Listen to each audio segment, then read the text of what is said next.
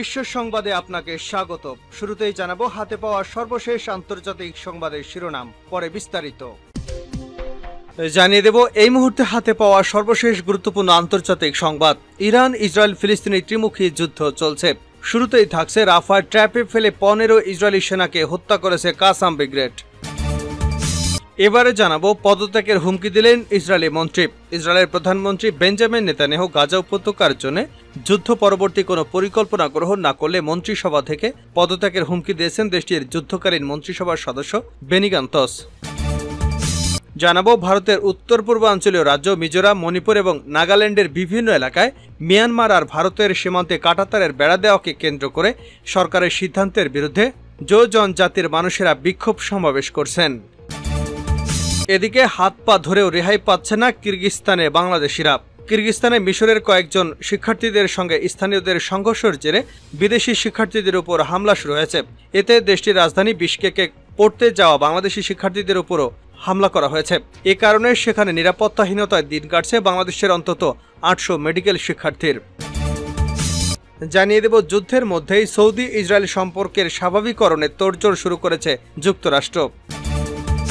এবং সর্বশেষ জানাবো গাজার শরণার্থী শিবিরে ইসরায়েলি হামলা, নিহত অন্তত 45। ফিলিস্তিনের অবরুদ্ধ গাজা ভূখণ্ডে নুসরাত শরণার্থী শিবিরে ইসরায়েলের হামলায় কমপক্ষে 17 ফিলিস্তিনি নিহত হয়েছেন, আহত হয়েছেন আরও অনেকে। এছাড়া উত্তর গাজার জাবালিয়া শরণার্থী শিবিরে ইসরায়েলের বিমান হামলা চালানোর পর অন্তত 28 জন নিহত হয়েছেন। এতে মোট 45 জন নিহত হওয়ার সংবাদ পাওয়া গেল। এতক্ষণ শিরোনাম শুনছিলেন, এবার বিস্তারিত। প্রিয় দর্শক, আপনি যদি এই চ্যানেলে নতুন হয়ে থাকেন, ভিডিওটি দেখতে দেখতে চ্যানেলটি সাবস্ক্রাইব করে আমাদের সঙ্গেই থাকুন। আর এই ভিডিও সম্পর্কে আপনি আপনার মূল্যবান মতামতটি কমেন্ট বক্সে জানিয়ে দিন। আর হ্যাঁ প্রিয় দর্শক, জানিয়ে দিন ভিডিওটি কোথা থেকে দেখছেন। রাফায় ট্র্যাপে ফেলে 15 ইসরায়েলি সেনাকে হত্যার দাবি কাসেম ব্রিগেডের। ফিলিস্তিনের ইসলামী প্রতিরোধ আন্দোলন হামাসের সামরিক বাহিনী ইয়াজিদিন আল কাসাম ব্রিগেড গাজা উপত্যকার সর্বদক্ষিণের শহর রাফায় 15 ইসরায়েলি সেনাকে হত্যা করার দাবি করেছে। বলা হয়েছে, ট্র্যাপে ফেলে রাফায় একটি বাড়িতে বোমা বিস্ফোরণ ঘটিয়ে এসব দখলদার সেনাদের হত্যা করা হয়েছে। হামাসের বরাত দিয়ে আল জাজিরা জানিয়েছে, রাফা শহরের আল তানুর এলাকায় একটি বাড়িতে আগে থেকে বোমা পেতে রাখা হয়েছিল আল কাসাম ব্রিগেডের পক্ষ থেকে। ইসরায়েলি সেনারা বাড়িতে প্রবেশ করার পর সেটিতে বিস্ফোরণ ঘটানো হয়। হামাসের সামরিক বাহিনী আরও বলেছে, বিস্ফোরণের পর প্রাণে বেঁচে যাওয়া ইসরায়েলি সেনারা বাড়িটি থেকে দ্রুত বের হয়ে যাওয়ার চেষ্টা করলে তাদের উপর গুলিবর্ষণ করে প্রতিরোধ যোদ্ধারা। তবে রাফার ওই ঘটনার ব্যাপারে ইহুদিবাদী ইসরায়েল এখনও কিছু জানায়নি। অবরুদ্ধ গাজা উপত্যকার উপর প্রায় 8 মাস ধরে গণহত্যা ও জাতিগত শুদ্ধি অভিযান চালাচ্ছে ইহুদিবাদী ইসরায়েল। তবে এখন পর্যন্ত নিজেদের ঘোষিত একটি লক্ষ্য বাস্তবায়িত করতে পারেনি তেল আবিব। গত বছরের অক্টোবর মাসের 7 তারিখে ইসরায়েল এই দশকের সবচেয়ে বড় হামলা চালায় গাজার হামাস সরকার। এরপরই গাজায় বিমান হামলা এবং স্থল হামলা শুরু করে ইহুদিবাদী ইসরায়েল। 8 মাসেরও বেশি সময় ধরে চলা আগ্রাসনে এ পর্যন্ত 35,000-এরও বেশি ফিলিস্তিনি নিহত হয়েছেন। তাদের অধিকাংশই নারী ও শিশু। আহত 79,000 ছাড়িয়েছে। এই গণহত্যা বন্ধের আহ্বান জানিয়ে জাতিসংঘ সহ বিভিন্ন দেশ এবং সংস্থা জাতিসংঘ সতর্ক করে বলেছে, গাজায় 22 লাখ অধিবাসী দুর্ভিক্ষের ভয়াবহ ঝুঁকিতে রয়েছেন। দ্রুত ত্রাণ পৌঁছতে না পারলে বিশ্বকে জবাবদিহি করতে হবে। পদত্যাগের হুমকি দিলেন ইসরায়েলি মন্ত্রী। ইসরায়েলের প্রধানমন্ত্রী বেঞ্জামিন নেতানিয়াহু গাজা উপত্যকায় নতুন যুদ্ধ পরবর্তী কোনো প্রকল্প গ্রহণ না করলে মন্ত্রিসভা থেকে পদত্যাগের হুমকি দিয়েছেন দেশটির যুদ্ধকালীন মন্ত্রিসভার সদস্য বেনি গান্তজ। এ ধরনের একটি পরিকল্পনার মাধ্যমে কৌশলগত লক্ষ্য অর্জনের জন্য 8 জুন পর্যন্ত সময় বেঁধে দিয়েছেন তিনি। এ লক্ষ্যের মধ্যে রয়েছে গাজায় হামাসের শাসনের অবসান এবং সেখানে একটি বহুজাতিক বেসামরিক প্রশাসন প্রতিষ্ঠা। বেনি গান্তজ বলেন, আপনি যদি ব্যক্তির উপর জাতীয় স্বার্থকে রাখেন তাহলে সংগ্রামে আমাদের অংশীদার হিসেবে পাবেন, কিন্তু আপনি যদি ধর্মান্ধতার পথ বেছে নেন এবং জাতিকে রসাতলে নিয়ে যান তাহলে আমরা সরকার থেকে চলে যেতে বাধ্য হব। নেতানিয়াহু এই মন্তব্য বাতিল করে দিয়ে যে শব্দ উচ্চারণ করেছেন তার অর্থ হল ইসরায়েলের জন্য পরাজয়। গাজা উপত্যকায় উভয়ের প্রান্তেই লড়াই যখন বাড়ছে তখন যুদ্ধের নির্দেশনা নিয়ে কিভাবে পরিচালিত হবে তা নিয়ে ইসরায়েল রাজনৈতিক বিবাদ বেড়েই চলেছে। ইসরায়েলি বাহিনী গাজা শহরের কাছে জাবালিয়ার ভিতরের দিকে যাচ্ছে।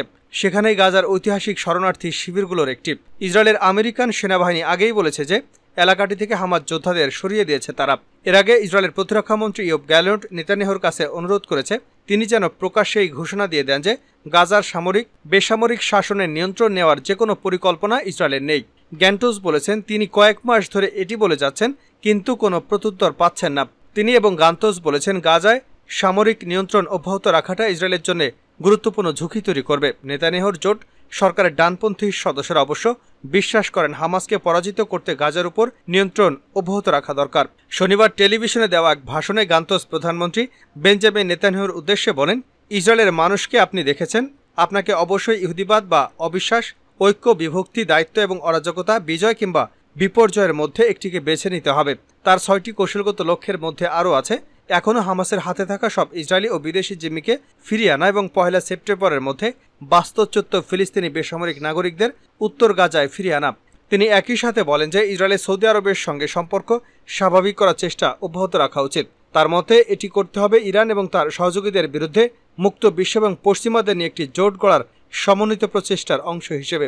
এই বক্তব্যের জবাবে নেতানিয়াহু বলেছেন, গান্তজের দাবি যুদ্ধের অবসান ঘটাবে এবং ইসরায়েলের পরাজয় নিয়ে আসবে, জিম্মিদের পরিত্যক্ত করে ফেলবে, হামাসকে অক্ষত রাখবে এবং ফিলিস্তিনি রাষ্ট্র প্রতিষ্ঠার দিকে এগিয়ে নিয়ে যাবে। গত 7 অক্টোবর হামাস ইসরায়েলের অভ্যন্তরে ঢুকে 1200 মানুষকে হত্যা এবং অনেককে জিম্মি করার পর ইসরায়েল এই যুদ্ধকালীন মন্ত্রিসভা গঠন করা হয়েছিল। ভারত মিয়ানমার সীমান্তে কাঁটাতারের বেড়া নিয়ে বিক্ষোভ বাড়ছে। ভারতের উত্তর পূর্বাঞ্চলীয় রাজ্য মিজোরাম, মণিপুর এবং নাগাল্যান্ডের বিভিন্ন এলাকায় মিয়ানমার আর ভারতের সীমান্তে কাঁটাতারের বেড়া দেওয়াকে কেন্দ্র করে সরকারের সিদ্ধান্তের বিরুদ্ধে জো জনজাতির মানুষরা বিক্ষোভ সমাবেশ করছেন। একই সাথে মিয়ানমার আর ভারতের সীমান্ত অঞ্চলের বাসিন্দাদের পাসপোর্ট ভিসা ছাড়াই অন্য দেশের 16 কিলোমিটার পর্যন্ত যাওয়ার যে নিয়ম ছিল তা তুলে দেওয়ার বিরুদ্ধেও সরব হয়েছেন জনজাতির সদস্যরা। জো রিউনিফিকেশন অর্গানাইজেশন বা জেরো বলেছে, তাদের জনজাতির মানুষ তো ভারত, মিয়ানমার আর বাংলাদেশে ছড়িয়ে ছিটিয়ে আসেনি, পরিবারের নানা সদস্য এক এক দেশে থাকেন।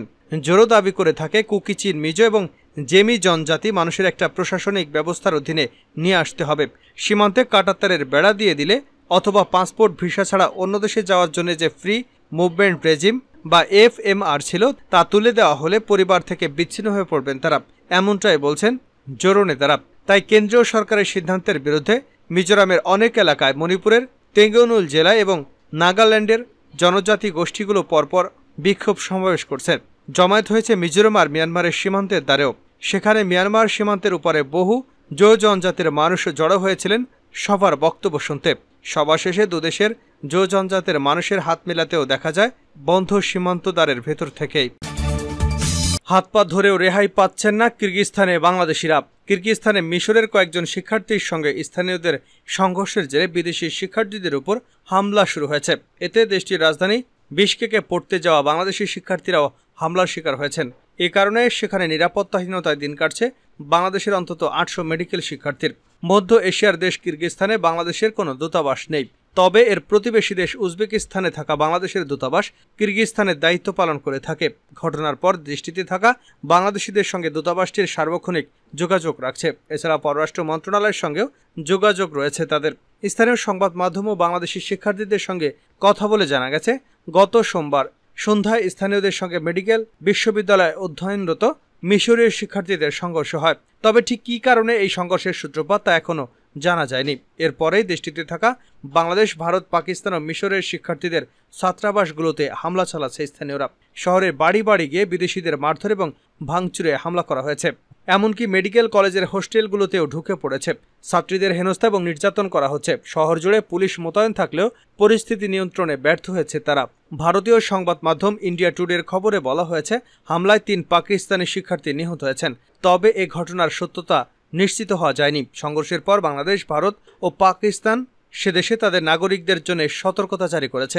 Kyrgyz test medical university MBBS দ্বিতীয় বর্ষের বাংলাদেশি শিক্ষার্থী সালমান ফরাজি সিয়াম জানান, তারা একরকম গৃহবন্দী রয়েছেন, অনাহারে দিন কাটাতে হচ্ছে তাদের। তিনি বলেন, উজবেকিস্তানের বাংলাদেশ দূতাবাসের সঙ্গে যোগাযোগের চেষ্টা করছেন তারা। বিশকেকের রয়্যাল মেট্রোপলিটন মেডিকেল বিশ্ববিদ্যালয়ের 3য় বর্ষের বাংলাদেশি শিক্ষার্থী সৈয়দ রাকিবুল ইসলাম বলেন, প্রায় 2 দিন হতে চলল না খেয়ে আছেন তিনি, যেভাবেই হোক দেশে ফিরতে চান। বাংলাদেশি শিক্ষার্থীদের পাঠানো ভিডিওতে দেখা গেছে বাংলাদেশি সহ বিভিন্ন দেশের শিক্ষার্থীরা 15 থেকে 20 জনের গ্রুপ করে একটি রুমের মধ্যে লুকিয়ে রয়েছেন। সেখানে এক ব্যক্তিকে নির্বিচারে পেটানো হচ্ছে। একজন রাস্তার পাড়ে পড়ে আছেন, তবে তিনি কোন দেশের নাগরিক তা নিশ্চিত হওয়া যায়নি। বাংলাদেশের শিক্ষার্থীরা বলছেন, এসব হামলার ঘটনায় বাংলাদেশি শ্রমিক সহ শিক্ষার্থীরাও আহত হয়েছেন। তবে কতজন বাংলাদেশি আহত হয়েছেন সে সংখ্যা এখনও কেউ দিতে পারেনি। সর্বশেষ জানাবো, গাজার শরণার্থী শিবিরে ইসরায়েলি হামলা, নিহত অন্তত 45। ফিলিস্তিনের অবরুদ্ধ গাজা ভূখণ্ডের নুসেরাত শরণার্থী শিবিরে ইসরায়েলের হামলায় কমপক্ষে 17 ফিলিস্তিনি নিহত হয়েছেন, আহত হয়েছেন আরও অনেকে। এছাড়া উত্তর গাজার জাবালিয়া শরণার্থী শিবিরে ইসরায়েলের বিমান হামলা চালানোর পর অন্তত 28 জন নিহত হয়েছেন। এতে মোট 45 জন নিহতের সংবাদ পাওয়া গেছে। রোববার এ তথ্য জানিয়েছে সংবাদ মাধ্যম আল জাজিরা।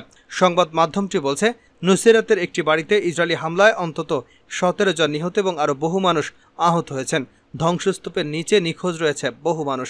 আল জাজিরা আরও জানিয়েছে, উত্তর গাজা উপত্যকায় ইসরায়েলি বিমান হামলায় অন্তত 28 ফিলিস্তিনি নিহত এবং কয়েক ডজন মানুষ আহত হয়েছেন। নিহতদের মধ্যে অনেক নারী ও শিশু রয়েছেন।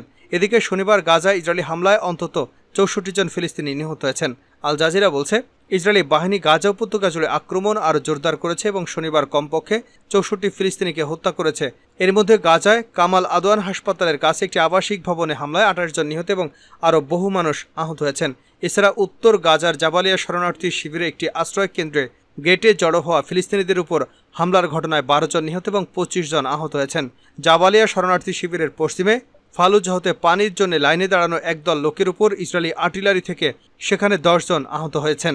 এছাড়া মধ্য গাজার নুসেরাত শরণার্থী শিবিরে হামলায় অন্তত 5 জন নিহত হয়েছেন।